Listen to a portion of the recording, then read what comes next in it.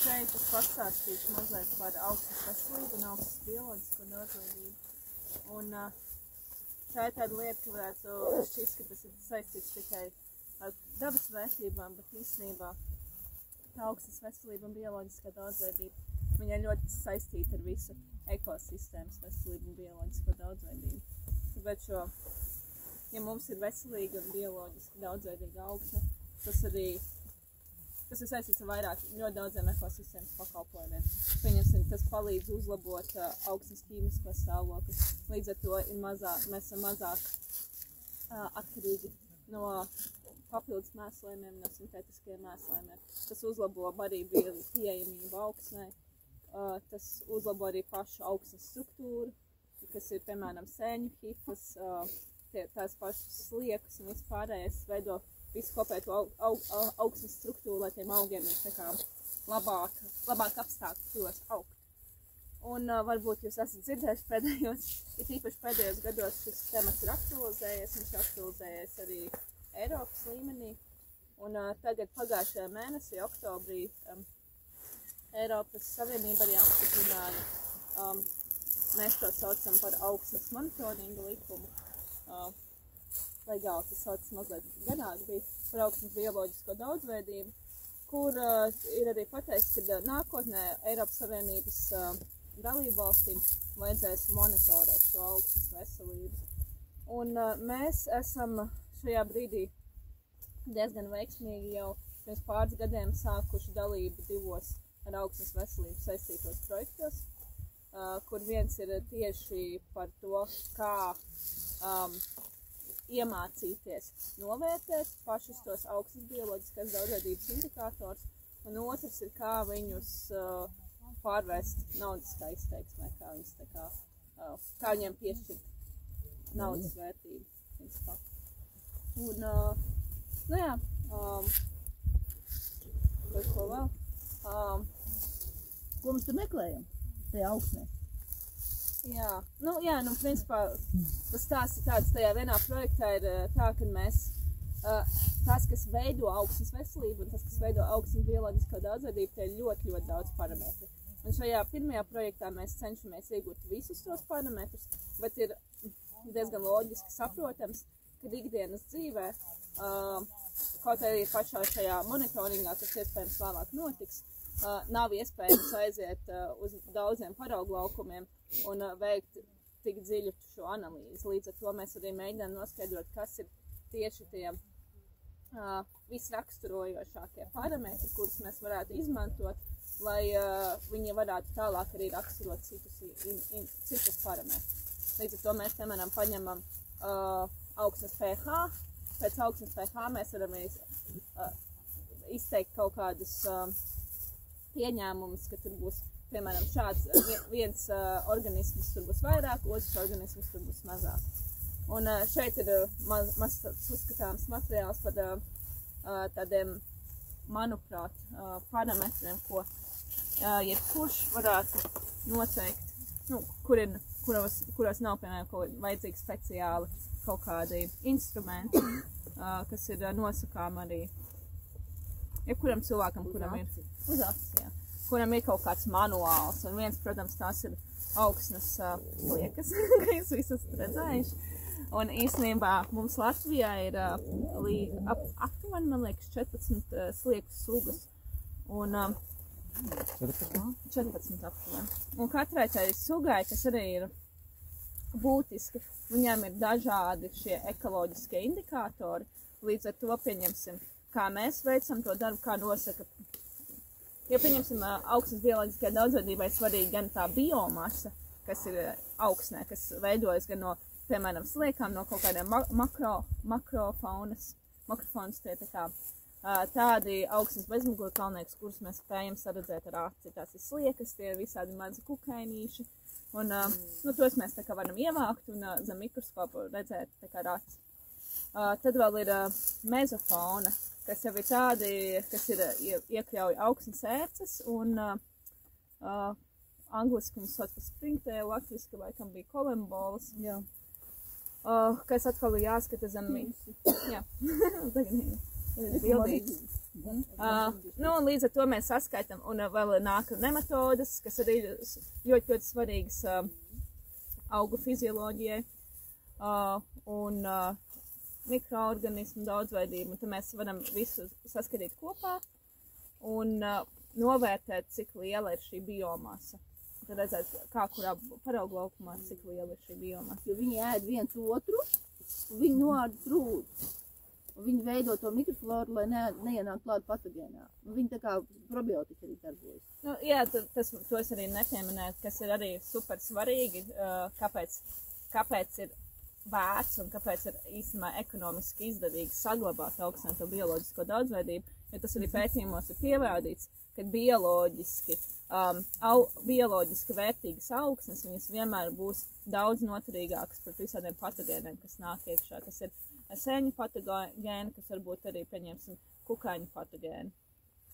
Līdz ar to tas arī vēl viens tāds ilgtermiņā svarīgs iemesls, kāpēc saglabāt, kāpēc nedegradēt to augsni. Tāpēc pēc tam iespējams mēs maksāsim mazāk, lai cīnītos ar sakām, ja mums tā augsne būs jau laba. Un es aizmirstu, kas man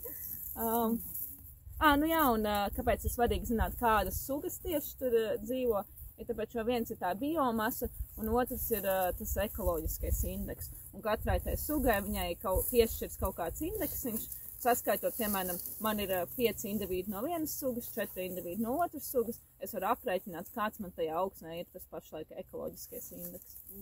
Un tas ir par tādiem lieliem dzīvnieciņiem, kā sliekas. Tad vēl viens, piemēram, Baktērijas. Jā, nu vēl viena lieta, ko mēs arī esam citos pētījumos skatījušies. Šis ir taunīgzēns ziedis, tas tā ir lucēna. Jā, tā ir tā pati galega, tā ir tā pati austrumu galega, tas ir eksotiskā. Tā pati, ko mēs runājām, jā. Ko Sarmītis stāstīja. Jā, un kā jūs droši vien zinat, par slāpekļu piesaisti, kas ir taunīgu ziežiem. Un mēs darām tā, lai noteiktu, cik tas augs ir efektīvs slāpekļu piesaistē. Ļoti vienkārši salīdzinoši vienkārši metodika ir izrakt šos augus konkrētā laukuma vienībā, attīram saknes, skenējam, uzskaitam gumiņu skaitu, kā arī nosakam to lielumu. Šeit, piemēram, jūs jau varat redzēt vienu, kur veidojas tāds lielāks tāds mezguņš, tie gumiņi, un uz tiem dzīvo arī tās baktērijas, kas arī piesaista slāpekli augsnē. Tad viņas, tā diezgan labi. Ja paskatās rūpīgāk. Jā, ir tādi. Jā, piemēram, šajā vietā mēs ir pat tādi lielāki. Nu jā, un nav tā, un nav tā, ka, piemēram, visās augsnēs vienai sugai viņi veidojas vienādi, tam augam arī vajag labi saprast sākumā, kas arī sāks, piemēram, to pašu augsnes struktūru ar tām pašām sēnēm, kas veido to hifu tīklu augsnē. Līdz ar to, ja tam augam ir jau labi apstākļi, tad viņš arī veidos vairāk tos gumiņus, un viņš vairāk piesaistīs slāpekli augsnē. Jā, un tad viens no tādiem rādītājiem, kas ļoti ietekmē to, kā augi jūtās, ir pH, un šitie testiņi ir ārkārtīgi viegli dabūjami. Nu, viņus var nopirkt tagad visu kaut ko, sākot ar visādiem ķīniešu veikaliem un beidzot ar mūsu pašmāju veikaliem un agroķīmiķu tām vietiņām. Nu, lūk, un te ir tā skala. Un, ja ir ļoti skābs, tad ir viena grupa elementu, kuri vienkārši ir nešķīstošos savienojumos un augi viņus nevar paņemt. Un, ja ir ļoti bāzisks, tad atkal citi paliek nešķīstoši. Un, tad, ja ir kaut kur tur pa vidu, nu, tad arī tā gaisma ir gana zaļa. Šajā laukā ar skābumu problēmu mums nav bijusi nevienu pašu brīdi. Mēs pat vienu brīdi mums bija grūti atbildēt uz jautājumu, kāpēc mēs šeit esam izmantojuši. Kāpēc mēs te esam, zaļais laikam nav labākais fons, bet tas ir balta. Redzeku šitien te uz sāniņu var redzēt, ja? Kāpēc mēs vispār te ar pelniem kaut ko darījām? Ja, un tad tas, ko mēs varējām atbildēt, bija tas, ka ar pelniem mēs ienesām papildus mikroelementus. Jo patiesībā tas pH te ir tāds, ka te nevajadzēja nekāds pelnus kaisīt. Kāliju un mikroelements. Jā, kālijus un mikroelements. Nu, tā bija tā jēga, kāpēc te tie pelni. Dūņus, jā, papildus slāpekli pienesām minerāla augsnē un digistāts tieši tas pats, jo ar to mēslojumu jau arī bija jauka. Tagad jau viss ļoti vienkārši, tagad redzat, tur pārkur tie zaļie toni, tur digistāts. Toreiz, kad mēs te ierīkojam, tur nebija digistāta fabrika, bija viens cik, kur mums apsolīja, ka viņi mums atbrauks un izkaisīs to digistātu. Un tas ir tas, kāpēc mums visas lejas ir 24 metri platas, jo tā ir tā viņa izlīdz, lai viņš varētu atbraukt un 4 reizes nobraukt. Jūs domājat, viņš atbrauc? Nē, viņš neatbrauc. Un tad mēs sarunājām, bet mums to digitātu vajadzēja, un mēs sarunājām viņu, un bija cilvēki, kas saprot, ko nozīmē pētniecība, mēs beigās viņu atvedām no vecautas, kur bija tikko kā uzbūvēta digitātu rūpnīca, jā. Un tur savu mammu mums palīdzēja, viņi saprata, ka vajag, jā, un viņi mums arī to sagādāja. Un tā, koksnes pelni tādi, kas ir stabilizēti. Tagad viņi ir reģistrēti 48, 49 ražotāji.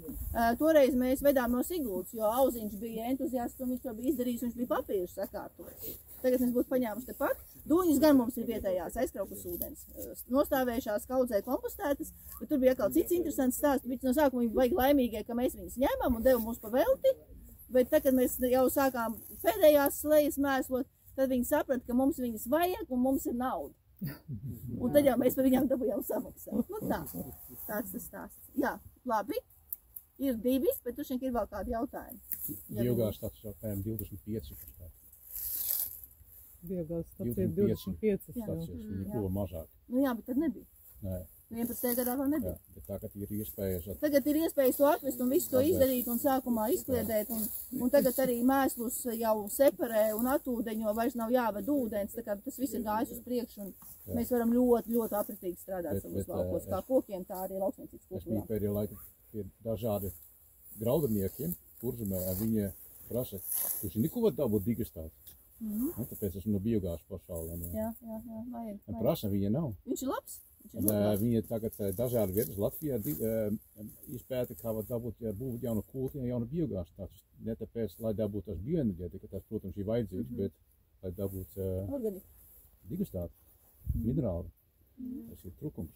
Viņi izbadzināja zemes pēdējie 30 gadiem, vai ilgāk jau. Nu, nē, vienkārši minerāli neesat palikuši kosmiskas dārgi. Tas ir papildus zinums. Arī?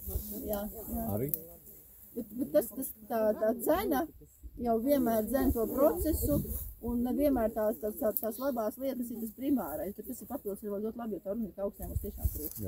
Un jau 10-15 gadu iepriekš agronomu kongresos jau vecie agronomi runāja par to, ka ir viegli ar minerāļiem, bet ka vajag to organiku, kad ilgtermiņā nebūs labi, ka mums pirms tam lietojot organiku, tāpēc mums vēl nav slikti, bet ilgtermiņā nebūs labi. Nu, tagad mēs esam aģirušies un saprotam tās lietas. Viens bioloģisks zemnieks saka. Ar organiku ir viena problēma. Lielākā daļa ir sabiedrības, ka vienīgums. Tāpēc tas smieklēs. Tu piesmiedzi visas pilsētas, visus ceļus, visu digitātu ceļiem, un uz tevi tiek sūtīts pilnībā visas institūcijas, visas pārbaudas, visi mēģina kaut kā tevi nogāt no tā, ka vajag to digitātu. No mūsu personīgās pieredzes mēs vedām digitātu 10 gadus. Mums nebija labas attiecības ar visu pilsētu. Līdz tam brīdī, kad mēs pārstājām. Nu, vienīgais, ja tur separē, un tad tādā veidā sausos. Slapjais vai slapjais? Jums nebija separācija. Jo, bet separētais, kamēr viņš ir savs, ir ok. Viņš atkal sāk, viņš reiz sāk, viņam tomēr ir. Bet pēc struktūras viņš ir gluži kā kūda, ticīgi labs. Nu jā. Nu, vienīgais jau iestrādā uzreiz tā, kā tas klājas, tad ir varbūt tur mazāka. Nu tā, redz, paši, ja? Es tas sabūs, tā vilnēs uzlikus, bet ja šitā te paliek kaut kādi 7-8. Jā, nu nav tik, man liekas, ka nav gluži 9. Nu, tas neatbilst noteikti. Nu jā, bet viņš ir uz kaut kādu 7 arī bija, tā kā mēs taisījām analīzi. Mums bija 6 ar kaut ko un atsevišķās vietās 7. 7, tas ir ļoti liels izņēmums. Tas ir daudz. Tas ir daudz. Bet šitien arī bija pelniem mēslos. Jā. Šitā ir tā vieta, kur bija pelniem mēslos. Tur tas augsnes ūdens paņemts, jā, no tā bunduļa? Nē, tāpat tas ir raksts. 2 metri tālāk. Ūdeni? Nē, ūdens ir no... Aku izdarā. Nē, ūdens dod to papildus, it kā to pienesumu bišķiņ, jo tāpēc, ka mums nebija destilētais ūdens, mums bija ūdens tas, kas ir Salaspils krānā, bet Salaspils krānā ir deionizētais. Viņam nevajadzēja būt ar kaut kādiem daudziem pie kā. Bet, katrā ziņā šis, mēs zinām, ka te ir ap 6 ar kaut ko, analizēm. Lūk tā. Labi. Kādi jums ieteikumi mežsaimniekiem no šī pētījuma lauka, ko jūs šajos gados galvenie, ko jūs esat sapratuši? Ko dariet, ko nedariet? Ko darīt? Tātad papele un hibrīdā apstat tālu viena no otras stādīt 15 gados tiešām izaug labi. Ja normāli stāta, tad, ja taisa šo te alejveidu sistēmu, tad ir tie stādījumi jātaisa viena rinda, retāk, ja vismaz 24 arī tā, bet mēs nevarējām saspiest, mums vajadzēja, lai mums ir koku skaits. Tāpēc mums ir izdarīts tā, ka šitais iet zem plantācija meža nosaukumu, un viņš iet zem nosaukumu arī ilgadīgais koku stādījums, un viņš iet arī zem nosaukumu izsakmet atmasājis, kamēr viņam bija 5 gadi. Un pēc tam viņu nenogriez, tad viņš vairs tā kā nav, jo viņam nav tas īsais cirklis tie 5 gadi. Lūk, ir jābūt pacietīgam, jo lielākā daļa koku patiešām atspērienu uztaisīja tajā 6. gadā, kad beidzās projekts. Ja? Un to jūs redzēsiet arī, to jau var redzēt arī paskatīsiet to grāmatu, ko Mudrīte ir uzrakstījusi, ja? Tad tur arī ir pēc datiem tā, ka pirmie 5 gadi ir švaki, un tad tie koki izveido vispirms spēcīgu sakņu sistēmu, un tad viņi saņemās. Un tāpēc arī, ja mēs viņus gribam audzēt ilgi un lielus, piemēram, tur liepas vai vēl kaut kāds brīnums, tad mēs tagad jau es stādīju tā, ka es veidotu rindu, no kur ir 3 koki tuvāk vai 2 koku rindas tuvāk, un tad lielāku lauku ar slejām, kur kaut kas notiek un tam līdzīgi. Jo tad var saimniekot pa vidu, nevis vienkārši pļaut zāli, var palaist dabiskajā zālēnā un ganīt bites. Līdz kaut kur 7-8 gadu vecumam, te visur bija ļoti skaista zāle apakšā ar daudzām dažādām pļavas puķiem. Tad, kad sāka saslēgties koku vaināk, kaut kur tā pa 8-9 gadu, tad viņi pazud. Bet ja mēs būtu tā retāk likuši, tad mums būtu gan tā smukā pļava, gan arī tie smukie koki. Tā kā drusku savādāk to dizainu vajadzēja veidot. Bet uz to brīdi mēs veidojām viņu tādu, lai viņš būtu riktīgs demo. Riktīgs demo viņš ir sanācis. Un nākamie secinājumi mums būs nākamā gada vasarā, kad mēs to tālo galu būsim normālā veidā, kā parasti praksē to dara nozāģējuši un arī dabūjuši ārā reāli tos kubikmetrus un sortimentus, kas tad tur ir izaugs. Plus vēl Kristus būs sareikinājis visas gāzes. Kur var lasīt rekomendācijas saimniekiem? Saimniekiem rekomendācijas, mēs aizsūtīsim jums tos visus nodevumus, ko mēs esam saražojuši, kas kā reiz mums arī ir dažādu PDF un online materiālu veidā. Rekomendācija saimniekiem ir tāda, ka starta mēslojumu vajag, jo viņš palīdz kokam saņemties. Jā, būs jāpļauj, bet nezāles nav lielākas, viņas ir smagākas, ja viņas ir. Mēs arī paspēlējāmies tādā veidā, ka mēs pļāvām zāli un no laukumiņas asvērām, cik bija. Un tad tur bija mēslos, tur bija par 1/3 smagāks nezāles. Bet viņas nebija augstākas izmērā. Viņas vienkārši bija smagākas, viņas ūdeni vairāk paņēma. Nevajag baidīties no īsiem stādiem, ja viņus smuki aprušina. Un kārtu stādījums, ja viņu noēno, viņš ir ļoti viegli iznīcināms, mēs nopļaujam. Nofrēzējām to, līdzīgi kā zem elektrolīnijām un palaižam kaut ko, kas viņu noēno, un jūs redzēt, mēs gājām par rindu, kur bija bijuši liela kārta, un vairāk nav, viņiem nevajag baidīties. Tā. Ir jautājums, pirmajās 2 gados ir vērts mēslot vispār jaunos stādījumus, tas dod kaut ko, vai tas ir ieteicams kaut kā mums bija vieglāk izdarīt to sākumā, bet patiesībā, ja ir laba lauksaimniecības zeme, tad ir vērts mēslot stādīt. Bet ne visu lauku. Jā, tikai stādvietā. Stādvietā. Iedot viņam tajā stādvietā, jo tur, kur mums bija digistāts, tur arī bija tā, ka mēs iestrādījām kokus, tad mēs atvedām digistātu, un tādā spainīšiem katram kokam arī uzlēja, bet no tā bija ļoti labs efekts. Un stādvieta apakšā, tas nozīmē, tur veidojas saknes, mēs veicinām sakņu veidošanu. Tā. Bet būtībā, kad reiz sāk stādīt kokus, tad visu laiku jāstāda koki, pēc tam atkal, pēc 20 gadiem, tās papeles atkal. Nav obligāti. Var sākt darboties ar citu kultūru. Ar papelēm būs arī vieglāk papeles veidot savu matvases, un viņas ir arī saulmielas. Ja mēs uzdosim ēnu, nebūs. Viņa pamazām. Tad pēc kokiem droši vien, ka pirmajā gadā būs jādod lielākas skābekļa devas, tāpēc ka augsnē aktivizēsies tās baktērijas, kas noārda celulozu, un viņas patērē vairāk slāpekļa. Būs vairāk slāpekļas jādod.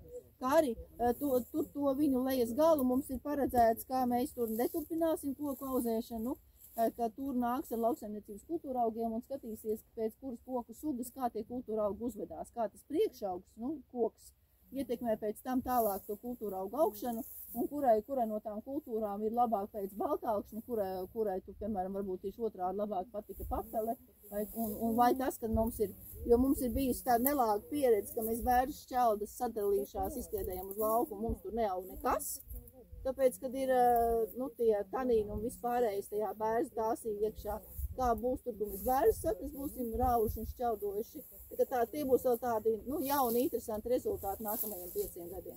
Bet tad būtībā ir jārā visi celni, jāšķeldo, lai pēc tam varētu to lauksaimniecību izlaist kursu. Tas ir kā izmaksas pozīcija. Skatoties. Tā ir izmaksas pozīcija, bet tajā brīdī, tāpēc arī būs tā reālā ekonomika. Cik es dabūšu no tā koka, cik zemkopības institūts precīzāk, ja? Cik zemkopības institūts dabūs no tiem kokiem, kurus pārdos uz celmu, kāds būs tas celmu freizēšanas pakalpojums, iespējams, kā var raut, var freizēt, kurš būs no tiem variantiem labāks. Un tad mēs to redzēsim sadalījumā pa sugām, jo tagad ir tā, ka lauksaimnieki atgūs apakaļ tās zemes, tur jau visi kišmiši, un tur tādā griezumā īsti nav skatīts un analizēts. Bet par šito jūs dabūjāt arī platību maksājumu? Nē. Tāpēc vispār ir iespējams dabūt platību maksājumu par augsni un apsi, papeli un kārko 5 gadu apritē, ja līdz 2011. gadam nav bijusi reģistrēta melorācijas sistēma vai viņa nav ierīkota pēc tam. Šeit melorācijas sistēma pirms tām nebija norakstīta. Mēs kā iestādījām, tā arī pieņēma tos noteikumus. Un, jo tur viņā galā kaut kur viens ir izratis dīķi, no tā dīķa vairāk spiež iekšā nekā nāk ārā. Ja? Un te arī